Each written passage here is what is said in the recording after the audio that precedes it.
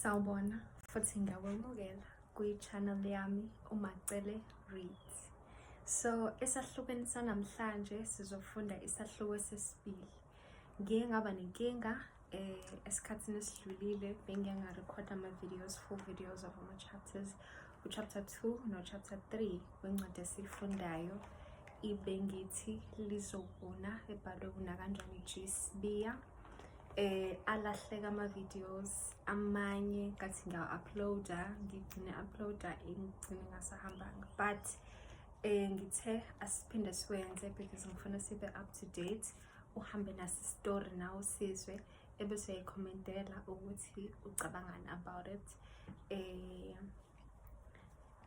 Uvo lwakho lubalulekile kakhulu. Your comment is highly valued and appreciated. So sit back as we explore chapter 2 uhambo lwethu nomhlengi/mahlengi ngithi. Isahluko sesibili. Lihle ilizwe lase South Coast. Lihle ngayo yonke into. Imifula eminingi egwinciza ilibangise olwandle olubona udlula ngemoto luluhlaza lugubha amagagasi laphayana ezansi. Izinindolo zamahlathi amnyama odeda ngendlale bamasimo omoba nobanana konke kuluhlaza cwe ngenxa yokuba seduze nolwandle. Bonke lobu buhle buyawuthinta umphefumulo, buwukitazi, buwenze ukhohlwe izinsizi. Nongidi wayebona lobu buhle ngenkathi eshaya kancane ngemoto yakhe, kanokusho egudla amahlashana akomageti, ewela amabhuloho, egudla emzilikazi eyakhelwe ikakhulukazi abantu abathanda ukuzochitha amaholide kule ndawo. Wawuzwa uphakama umoya wakhe uma ebona bonke lobu buhle obungaka. Waphakama nakakhulu umoya uma eseqhamukela kodeda ngendlale bamasimo kobanana abatshalwe kakhulu uma ugudla ku-Southbroom ubheka ngasentshonalanga. Wachezukela ngakwesokudla emva kokuhamba ibangana wangena emgaqweni omncanyana obheke ngakugcilini. Bamnakashela futhi lobo buhle ngenkathi empampisa amehlo ebuka amathafa eplazini elikhulu ayelithenge eminyakeni embalwa edlule. Elithenge efuna libe elikhulu Bamnakashela futhi lobo buhle ngenkathi empampisa amehlo ebuka amathafa eplazi elikhulu ayelithenge eminyakeni embalwa edlule. Elithenga efuna libe yisipho ayezosinika indodana yakhe. Uyalukhumbula nalolo suku ekade eqeda ukwenza zonke izivumelwano eziyimicikilisho yokuthengwa kwezindawo ezinkulu zamabhizinisi. Wayejabulile ngenkathi efonela indodana yakhe. Kunjani Hlomuka? Wayebuza ngenjabulo. Sikhona baba. Washaya ngisathi ngizokufonela nje nami ngithi ngiyeza. Kwangcono ke uma kanti nawe uthi uyeza ngalapha. Nami ngifisa kakhulu ukukubona. Kunento azibambe sekuthi akayitshele indodana yakhe ukuthi enguzinyo bulala ukuthi kunesipho esikhulu ayesithengele sona. Ngizofika ke kona namuhla ntambama. Kunodaba engifisa abindeke.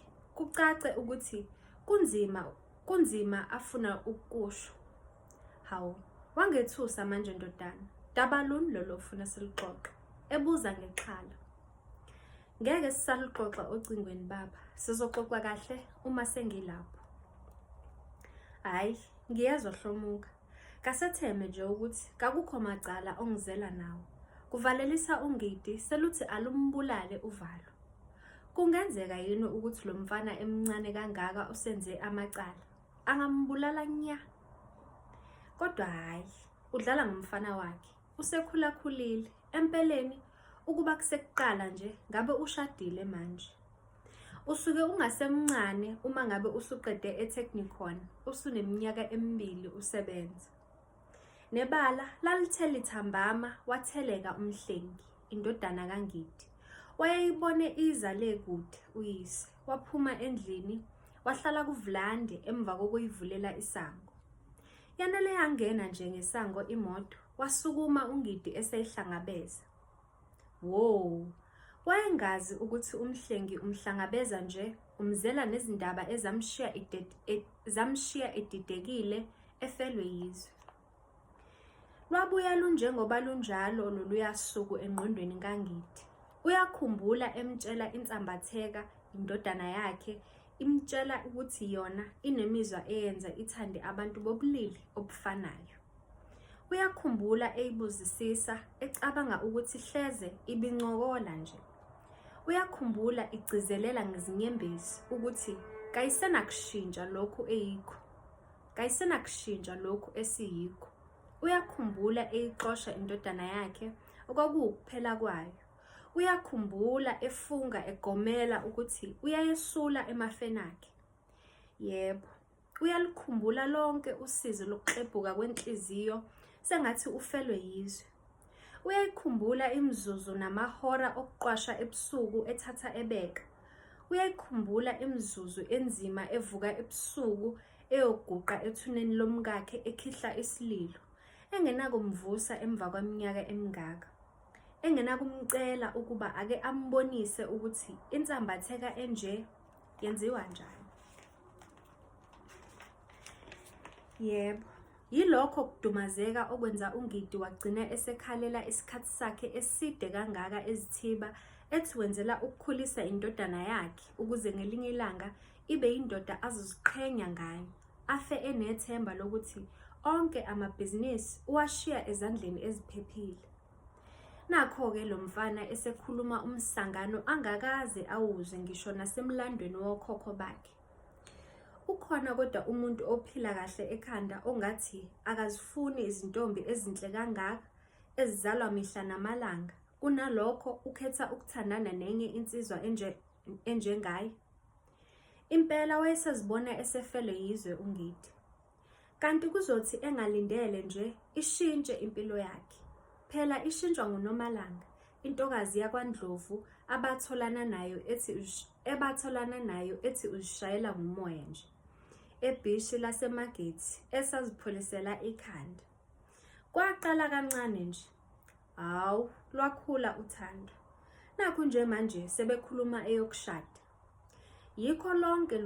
Yikho konke lokhu osekumenze wabuyelwa yithemba lempilo uNgidi. Sengathi kuzolunga konke manje. Sekusele khona nje ukuthi akasenandodana. Kawubheke nje amabhizinisi angaka. Nanti nje neplazi liyakhiqiza. Imali ingenisa okwamanzi. Awu, kuningi nje. Okubuhlungu nakakhulu yikho ukuthi akaseyona ingane. NoNomalanga lo sekuyintokazi esethe ukukhula ngempela. Akusekho themba lokuthi bangashada qede bathole abantwana.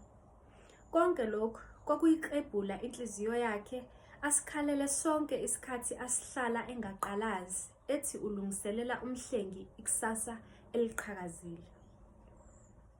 Mhlengi, ngangingone ngani kodwa mntanami uze ungenze nje bakithi? Where did I go wrong?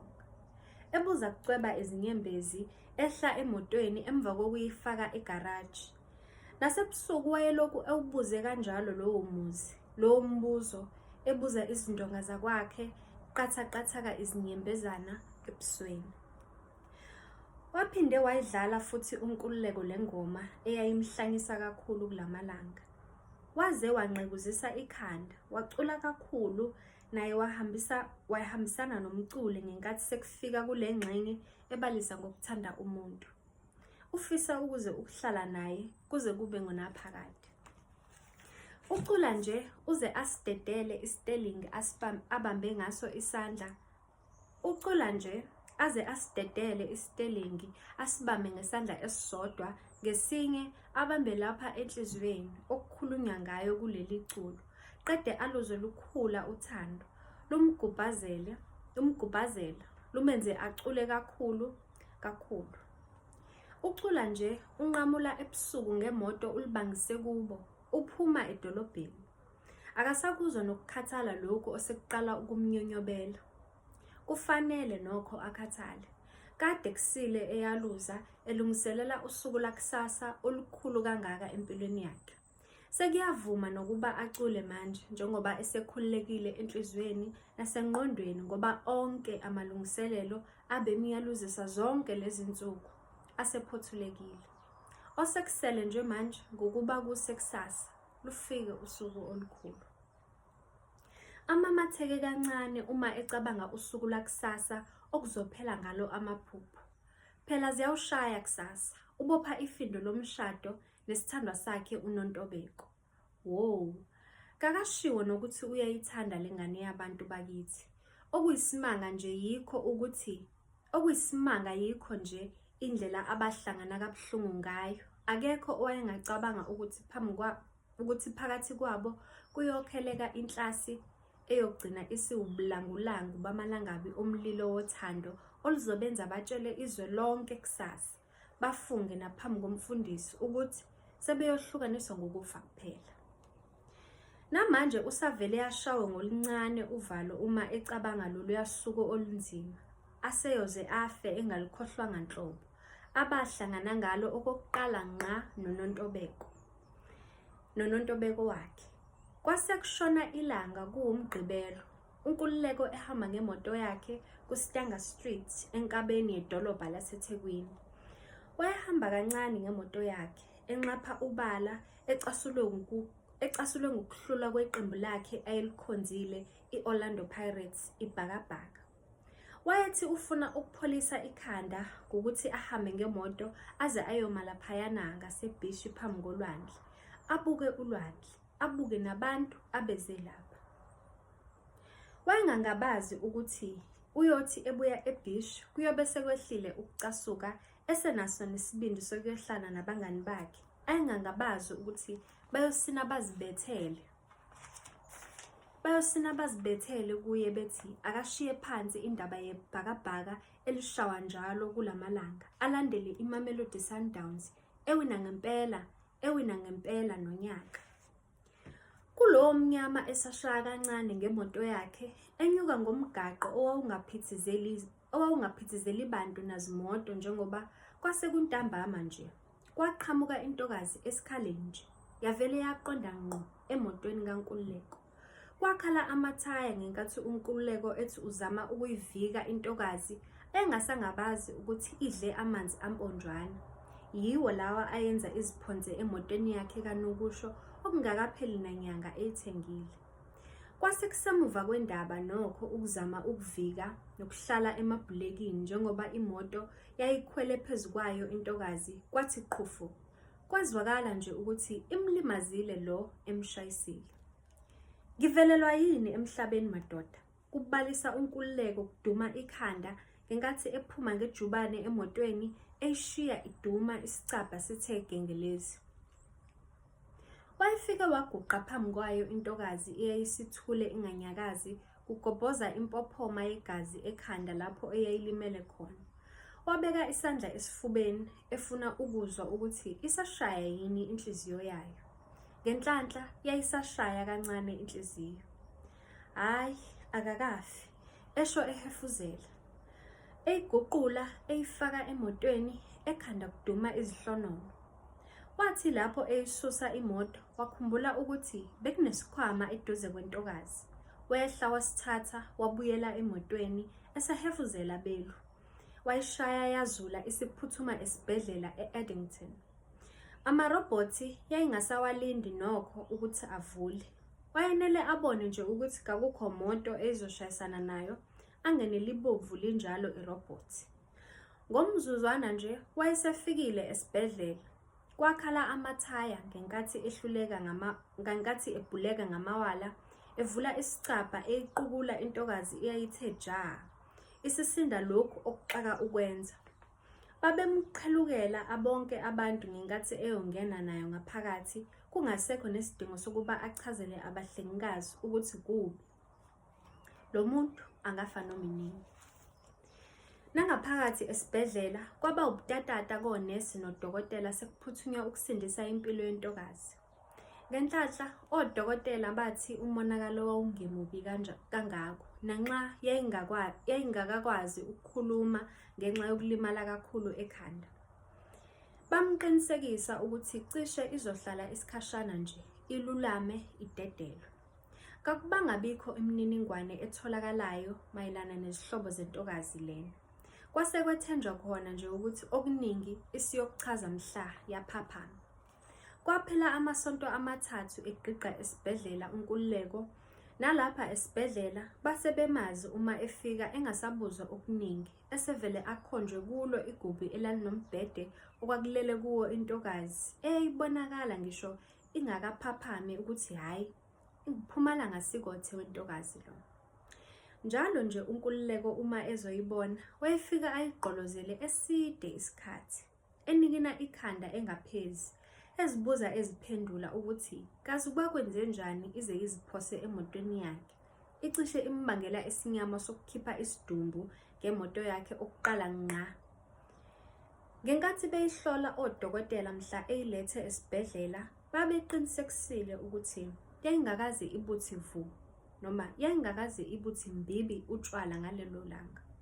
Pho kwakwenze njani ngempela? Umbuzo lo owayehleli ezibuza wona njalo nje uNkululeko, esehlalele kulo ithemba lokuthi ngelinye ilanga iyophaphama intokazi imchazele. Ekugcineni yagcina isiphapheme intokazi, isikwazi nokukhuluma. Kwakuthi akandize uNkululeko yinjabulo. Ayesekujahe kakhulu ngokuyizwa isikhuluma, esezoke athole ithuba lokuyichazela ukuthi ibekwa yini esibhedlela, nayo imchazele ukuthi kwakwenze njani mhla icishe imbangela amashwa. Yimina engakushayisa ngemoto noNtobeko, eyichazela emva kokuba isimtshele igama layo. Kwaze kwalikhuni bakithi, kayilimalanga kodwa imoto yakho ngenkathi ibuza ngexhala bandla.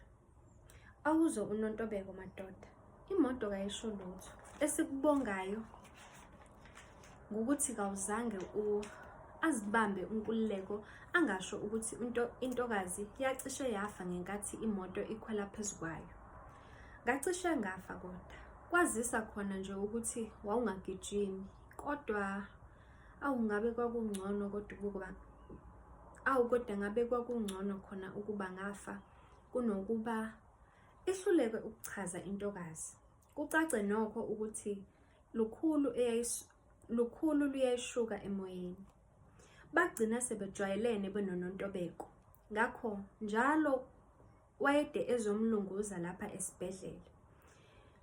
Usemxoxela nokuthi ushayiswa imoto nje yingoba wayekade ehlukane nesoka lakhe uMhlengi, limtshela izathu, limtshela ukuthi ngeke besakwazi ukuqhubeka nokuthandana ngenxa yezizathu elingafunanga ukuzisho. Wayephume efletini kuduma ikhanda uNontobeko, emehlweni kugobhoza imvula yezinyembezi engasazihluphi nangokuzesula. Wayedlwathuzela nje engazazi nokuthi uyakuphi njengoba itheku likhulu kangaka, engawuboni nomgwaqo lowo ayehamba kuwo. Nakho-ke eseziphonsa emotweni ayengayibonanga iqhamuka ngenxa yakho njalo ukusangana kwekhanda. Indaba yokuthanda umuntu bakithi, kacishe ngafa ngenxa yaMhlengi. Kubalisa uNontobeko, ziqala phansi futhi izinyembezi uma esekhuluma ngalo Mhlengi wakhe okwakungangatshazwa ukuthi uyazifela ngayo. Nalapho esephumile esibhedlela uNontobeko, uNkululeko wayengasapheli efletini lakhe, emvakashele emphathele izinto ezimnandi. Ekugcineni wagcine esehlulekile ukuzibamba, wabhoboka, wamtshela okwakumudla ngaphakathi. Ngiyakuthanda Nontobeko, ngicela sithandane. Encenga ngeligcwele umunyu. Ngeke kulunge Nkululeko. Enqaphaza kuceba izinyembezi. Zama bandla, salo suwenzela mina nje. Esho etshekisa ikhanda, eneka izandla, encingisisa intokazi eyayisithumbe inhliziyo yakhe. Yamenza wayithanda ngendlela ayengakaze athande ngayo umuntu, esefisa ukuba ivume ukuba bathandane ukuze ayikhombise lonke uthando. Kungagcini lapho, ayithathe iyomakhisa umuzi. Ngakutshela nje indaba yobuhlungu engabuzwa mhla sehlukana noMhlengi. Kangiboni ukuthi inhliziyo yami isengakwazi ukuthanda omunye umuntu. Zama sisi, siyoyeka uma wehluleka. Mhlawumbe ukuthandana nami nje iyona ndlela ongakhohlwa ngayo indaba kaMhlengi. Kuncenga unkululeko sekucweba izinyembezi endodeni. Uthi ngiyoke ngimkhohlwa kodwa uMhlengi bakithi ngeke. Esho edazuluka futhi kucaca nje ukuthi uma kuthintwa ekaMhlengi lona kuvele kuthunukale amanxeba enhlizweni. Wayemncingisisile impela unkululeko. Ekugcineni wagcina evumile uNontobeko. Uyangethembisa ukuthi ngeke ungilwise uma ngihluleka endleleni. Ebuzisisa emgqolozele emehlweni sengathi ufuna ukwenza isiqiniseko sokuthi lo mbuzo uyawukhumbula unkululeko mhla kwenzeka ephinde ibuzwa. Ngeke sithanda sami, ngoba ungichazelile nje konke kuvuma unkululeko, eziqinisa esebonga khona nje ukuthi intokazi ivumile nanxa isaloku ibalisa ngalomhlengi wayo. Kwaba ukuvuma nje, unkululeko wakhipha lonke uthando, wahlukana nawo wonke lamantombazanyana ayekade ethandana nawo, ezichithela isizungu nje engakamazi uNontobeko. Kwedlula izinyangana wakhuluma eyomshado. Wayephuthunyiswa uthando nokwazi phela ukuthi isiZulu sithi oseyishayile akakayosi. Wase ujaha kangaka Nkululeko bakithi kubalisa uNontobeko engayizwa kahle le ndaba yokuthi unkululeko usefuna abashadi ngokushesha ungaka. Ngenziwa ukukuthanda, ngifuna sihlale ndawonye size sihlukaniswe ukufa. Echaza ngosizana efisa sengathi kungavuleka isifuba ukuze intokazi ilibone lolu thando okukhulunywa ngalo. Wake wazama ukuzabalaza uNontobeko, wambelesela unkululeko, wamncenga, wagcina ethambile, wavuma. Kwaba ukuvuma nje, wathumela abakhongi unkululeko, bazishaya zonke ngelanga, bacela usuku lomshado. Yilona-ke lolu usuku lomshado olukusasa. Ulicabanga nje ezwe egcwala injabulo enhliziyweni unkululeko. Ubeyaluza usuku lonke namuhla elungiselela usuku olukhulu lomshado kusasa. Osekusele nje yikho ukuthi kuse ziwushaye. Kusenjalo esacabanga injabulo yosuku lomshado, aphazanyiswe ukukhala kweselula. Ayithathe, ayibuke ebusweni bayo, amamatheke ayiphendule. Sawubona mngami, esho ehleka ebingelela uNontobeko. Kade ngizama ukukuthinta, ucingo lakho luvaliwe, kusho uNontobeko ngelinokukhathazeka. Bengilivalile ucingo ngenqena ukuphithizela kwasedolobheni. Nakho phela ngoLwesihlanu kugcwele notsotsi edolobheni. Hawu, kawusambingeleli nokummingelela nje umyeni wakho, nokwenza sekusele amahora ambalwa nishade ngokusemthethweni. Kunalokho umqolisa amacala. Kuqhuba yena unkululeko encokolisa isithandwa sakhe.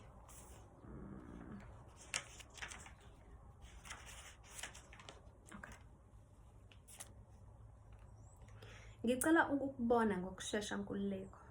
Uzongibona nje kusasa uma sesinilandile ekuseni sekuyiwa esontweni. Kuyaphuthuma bandla.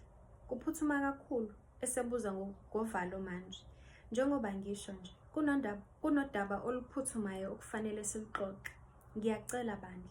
Ngale kwalokho akhale manje. Kulungile sengifikile. Nginikeze ihora nje. Kuvalelisa unkululeko. Kuduma ikhanda. Laba ngangonyaka ihora kuNontobeko okwakuthiwe akalilindi. Wayeloku elijeqeza nje iwashi lakhe, enikina ikhanda okwakungizima nakakhulu ngokuthi wayengakhululekile lapha endlini ngoba kwakuphithizela izihlobo nabangani abebeze emshadweni owakungakusasa. Okwasekungcono nje ngokuthi wayengasakhali manje uNontobeko. Kunalokho wayesevele waba nesibindi esikhulu. Kwasekusele khona nje ukuthi kufike unkululeko baxoxe. Wathi esamcabanga unkululeko lwangena ucingo lwakhe. Sengifikile. Sizobonana kanjani ngoba ehefuzela. Ngiyeza lapho esangweni, esho esukuma eqonda emnyango. Hayibo, uyaphi makoti ebusuku? Akwenziwa lokho. Khuzani bo. Kubalisa isalukwazi esiyisihlobo sikaNontobeko esasesibizwa ngejaji ngenxa yokuthanda kwaso ukushaya imithetho. Akasiphendulanga uNontobeko. Kunalokho wasikruluza kabi, wabipha nasebusweni okukhombisa khona ukuthi wayeyinyanya kanjani indaba yokucefezelwa yijaji. Mama esho egoba phambi kukanina, ngisaya kunkululeko esangweni, kukhona okuphuthumayo okufanele sikuxoxe. Ebeka ngesineke zama ukufihla ukuthi kuyamcasula ukubanjezelwa unina ngamanangananga angathi shu. Okuphuthumayo, akangeni ngani umkhwenyana nizoxoxela lapha endlini. Pho wena waphatha isikhwama nezikhiye zemoto, ubuza unina ehlahle amehlo. Yavele yahleka kancane intokazi bakithi, yamphulula amahlombe. Mama, wase ungenza ingane ngimdala kangaka. Ngiyabuya, ungilindile unkululeko. Zonke lezi zinto engiziphethe sizoxoxa ngazo. Esho evula isicabha eyophuma ngomnyango. Ngomzuzwana nje wayeselivulile isango waqonda emotweni la kupaka khona unkululeko emgwaqweni. Kwenze njani Sithando? Kubengelela unkululeko ngokuxwaya. Ngenkathi engena emotweni, uNontobeko ehlala lapha esihlalweni esingaphambili. Kuyabheda Nkululeko, esho ebihlika ekhala. Yini Sithando sami? Tshela mina baby, tshela mina Sithando ngikhona. Ngizokunakekela. Esho elula izingalo ethi uyasisingatha ingodu. Yini Sithando sami? Tshela mina baby. Tshela mina Sithando ngikhona. Ngizokunakekela. Esho elula izingalo ethi uyayisingatha ingoduso yakhe bakithi. Kayizange isondele ingene ezingalweni zakhe njengenjwayelo. Kunalokho yaqhela, yashalaza, yabheka le. Lapho ekugcineni iwaphendula amehlo imbuka, yasula izinyembezi yamgqolozela ngalawo mehlo ayo abuka sakufifiyela. Ngicela ukuqala ngokuxolisa Nkululeko.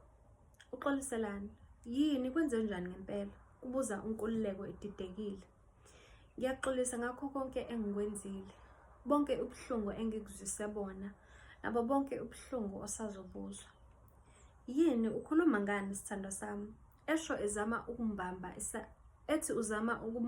isandla. Akazange avume uNontobeko ukubanjwa. Kunalokho waqhubeka esaloku emgqolozele emehlweni. Uyakhumbula Nkululeko mhla ungincenga ucela ukuba sithandane? Yebo. Evuma ngeliqhaqhazeliswa ngokubulawa uvalo. Uyakhumbula ngenkathi ethi yebo, evuma ngeliqhaqhazeliswa ngokubulawa uvalo. Uyakhumbula ngenkathi ngicela ungangivimbi uma kwenzeka wamngena emlonyeni uNkululeko. Hayibo Nontobeko, ufuna ukungitshela ukuthini? Ebuza ejuluka ehefuzela phezulu. Kulukhuni Nkululeko, kakukho nokho engingakwenza. Ngiyehluleka ukuqhubeka nomshado. Ini? Kubuza uNkululeko ehlahle amehlo. Impela Nkululeko, I'm very sorry. Sengikwenzeni Nontobeko? Ebuza ngeliqhaqhazelayo. Sekungicacele ukuthi mina ngeke ngikwazi ukushada nawe ekubeni inhliziyo yami isanamathele kumhlengi. Ngiyehluleka ukumkhohlwa Nkululeko. Bengilokhu ngithi kuzokwenzeka. Hayi, ngiyehluleka. Eneka izandla. Ngenze njani manje mina? Labantu abazi ukuthi siyashada, amalungiselelo angaka, imali engaka. Ngiyakubona konke nje. Okuthanda olungaka nesifiso esingaka sokuba sishade. Ngizokwenze njani Nontobeko bakithi? Yakhala indoda manje. Ahluleke ukuzibamba uNontobeko. Akhale naye manje. Kangazi Nkululeko, kangazi. Esho ekhala kakhulu, evula isicabha semoto. Buya phela Nontobeko, buya sixoxe. Encenga ezama ukwehla alandele uNontobeko. Ngisho ukubheka emuva uNontobeko. Buya Nontobeko, yakhala manje indoda. Lutho ukubuya uNontobeko. Kunalokho waqonda emotweni yakhe eyayipake khona lapha emgaqweni emva kokuthatha lesi sinqumo esinzima kangaka. Wangena emotweni wabeka isikhwama esihlalweni sakhe, wayidumisa imoto yasuka ngejubane. Wake waliphendula kancane ikhanda wazibuka izixuku ezaziphithizela egcekeni zosa inyama, ziphuza utshwala zicula, zilungiselela usuku olukhulu lwakusasa. Sebeya ngixolela bakithi, nami kangizenzi, ngenziwa ukuthanda umhlengi. Awu umhlengi wami bakithi. Ebalisa ngomunye, kugobhoza izinyembezi ngenkathi ishushuluza imoto yakhe, igwinywa ubusuku obabumnyama, bugqonqile, sengathi kwakungasayophinde kuphume nkanyezi, nyanga nalanga ngomuso. Uphela kanjalo chapter 2 wethu. Phinde usijoyine for chapter 3 noma isahloko sesithathu.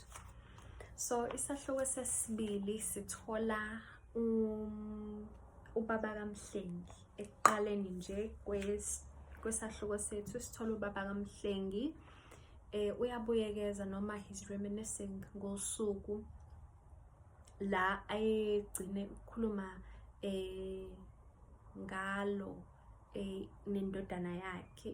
Uyakhumbula evuka yena ekuseni prepare ukuthi uzogifta indodana yakhe ngeplazi ngololo suku, kanti indodana yakhe nayo is making his way, uMhlengi is making his way back to ekhaya lakhe naye kwaNgidi. So kwakuzoba isipho esasisihle for umzali to ingane, so ethi uzomupha leso sipho. Naku kuMhlengi eyibhadla sakuqala indaba yakhe ukuthi baba, I am gay, this is the way I feel, ngicela ungi-accept njengengane yakho. Ubaba kaMhlengi, uNgidi rather, has a rather different response than le eyayilindelwe uMhlengi. Ubaba kaMhlengi kuba difficult for him to accept ukuthi indodana yakhe feels this way and is this way. Wayengazi ukuthi athini njengoba wayemkhulise eyedwa. Uya kokunye simbone buyekeza efisa ngangcono angaphindezela isikhathi, and then angabi so uptight about himself. Mangithi uptight, ubaba kaMhlengi siyathola ukuthi ungenkathi kushona umama wakhe during i-childbirth, kusiswa yena Mhlengi emhlabeni, uma wakhe wadlula emhlabeni unfortunately. So ubaba wakhe akazange aze pursue any romance ngoba wesaba ukuthi umuntu azomletha angamhlukumezela ingane yakhe. So ngenxa yalolu thando for ingane yakhe wathi no, ngizoprotect ingane yami, ngibeke i-future yakhe and his needs above my own. So ke ekudluleni kwalokho ubaba wakhe nakho ke sesi-fast forwardile, uMhlengi usekhethe a different path than the one ubaba wakhe would have loved for him to pursue. Simbona ubaba kaMhlengi reminisce about ukumkhatha off, the pain ayidlule kuyona, nokuthi in the present time now usetholile umuntu wesifazane ekuthiwa uNomalanga Ndlovu ahlangana naye eBhisha eMagate. Uyena manje asephesiyona relationship, kodwa naye uNomalanga usiswa sethe ukukhula, so ithuba lokuthi bashade babe nomntwana or ama-chances awuthi kwenzeke kanjalo are very slim. So simbona eyisola for lezo zinto ukuthi usedisownile ingane yakho, wakhipha emafeni, wakhipha naseyintweni ezoyithola. Kodwa amabhizinisi akhe that are doing so well, ney'mali zakhe engaka, simthola eyibuza ukuthi uzoyishiyela abanye njengoba i-relationship yakhe nengane yakhe isinje. Kodwa ukuba sebudlelwaneni noMalanga wakwaNdlovu kumenza reconsideration noma acabangisise nge-future ukuthi kungenzeka ukuthi siphinde mina nengane yami sithelelana amanzi. Simbona he's willing to explore that opportunity. Siphinde siye kwenye character yethu uNontobeko. uNontobeko simaziyo ukuthi ube isithandwa sikaMhlengi ngenkathi esawumuntu wesilisa ephila impilo ejwayelekile kubantu abamjwayele. So sithe simbona uMhlengi samthola ekuqaleni kwencwadi kwi-prelude noma kusandulela sencwadi yethu, simbone uMhlengi eyakohlukana noNontobeko, engamnikeza izizathu zokuthi indaba ehlukana naye, ethi nje akulungi noNtobeko, esho uNontobeko heartbroken and confused, any information engaphelele. Then uNontobeko siyambona ukuthi during her life naye waba sengozini yemoto that led to ukuhlangana kwakhe necharacter yethu ekuthiwa uNkululeko. uNkululeko siyamthola ukuthi naye weyile eyishawela umoya eBhishi, nakho ke sekuba nalengozi lo seseshayise emotweni yakhe entsha sha. So siyambona umphuthumise esibhedlela, lo sesi amshayisa kanti uNontobeko owayethandana noMhlengi. So siyabona ukuthi lama characters asiyahlangana manje, kuhlangana abantu besingabazi now bayamitha ukuze beqhube istory. So uMhlengi finds a liking kuNontobeko, umeseluleme athola igama lakhe, achazeke ubuhle bakhe, abese amcela ukuthi ucela ukuthi abe isithandwa sakhe uNontobeko. Aqala ngavumi ngenxa yokuthi inhliziyo yakhe isahleli kuMhlengi ngithi angamazi ukuthi usephila impilo enjani. So siyamthola ke uNontobeko egcina evumile ukuthi abe kwi-relationship noMhlengi. Siyamthola uMhlengi noNkululeko, ngiyexolisa, noNkululeko siyambona evuma ukuba kwi-relationship noNkululeko. Uma sevumile ukuba kwi-relationship noNkululeko, kuba khona la ba-progressa so fast i-relationship yabo beze kukhulunywa indaba yomshado. So makukhulunywa indaba yomshado, uNkululeko is extremely excited ukuthi uzomshada, amenze umkakhe, bakhulisa ikhaya, usembone lowo muntu. Then uNontobeko yena is still hung up on uMhlengi ngoba futhi number one akazange azayithola iclosure, akasazi isizathu, usanethemba kuyena lokuthi uyobuya uMhlengi baphinde bapheshe izinto balungise babuyele endaweni ababekuyona. Siyamthola uNkululeko ke kusuku aseyipholele ngalo uyilalelele umculo emotweni yakhe, uyareminisce ngama past few weeks abenzi difficulty eplanela usuku lakhe lomshado ngakusasa noNontobeko. Athola i-call athi uNontobeko ucela ukumbona, aphuthume nangempela yombona uNontobeko uNkululeko. Uma efika uNkululeko, uNontobeko ucela ukumbonela ngaphandle, afike amtshele lapho ukuthi angeke akwazi ukuqhubeka nomshado. So uNontobeko wala uNkululeko the day before beshade. uNkululeko was extremely distraught, confused, akayibelieve into eyenzakalayo. Uthi what about imali, ama-preparations, uthando lwami, ifiso engibe nazo nawe. Amkhumbuze uNontobeko ngesivumelwano ababa naso inkathi evuma ukuba intombi yakhe. Uthi uyakhumbula na ngikutshela ukuthi ngikubuza ukuthi uma sengikhathele noma sekungasavuma ukuthi ngiqhubeke nale relationship, uyovuma nangihambe, ngeke ungilwise na? Uthi uNkululeko ngiyakhumbula ngivuma, kodwa uyayibona ukuthi enongabe ife lento kancane ubeyicabangile lento, wadecide uNontobeko before beze beyikude kangaka ama-plans. Kodwa ke omunye umuntu angayibona nje lokuthi naye uNkululeko wasuke wathi ukugagamela kakhulu, ebe umuntu ambona ukuthi he still hang up on someone else. But ke chapter 2 wethu lowo. I hope enjoyile, ngiyethemba ukuthi uzobe ukhona ukuzolalela chapter 3 noma isahluko sesithathu sithola ukuthi ihamba kanjani ijourney yaMhlengi / Mahlengi, uNontobeko, uNkululeko, as well as uNgidi noNomalanga. We have some very interesting characters kule novel, so just stay tuned. Sibone ukuthi ekugcineni into yethi thini, uNontobeko uyamthola na uNkululeko? Oh, uNontobeko uyamthola na uMhlengi? Ngoba iclosure akayitholanga. But nanti incwadi yethu, ngicela usubscribe uma ungakasubscribe, ulike and just comment down below ama thoughts akho ngesahluko sesibili. Okay? Ngiyabonga ukuthi uhlalile until the end of this video. Bye.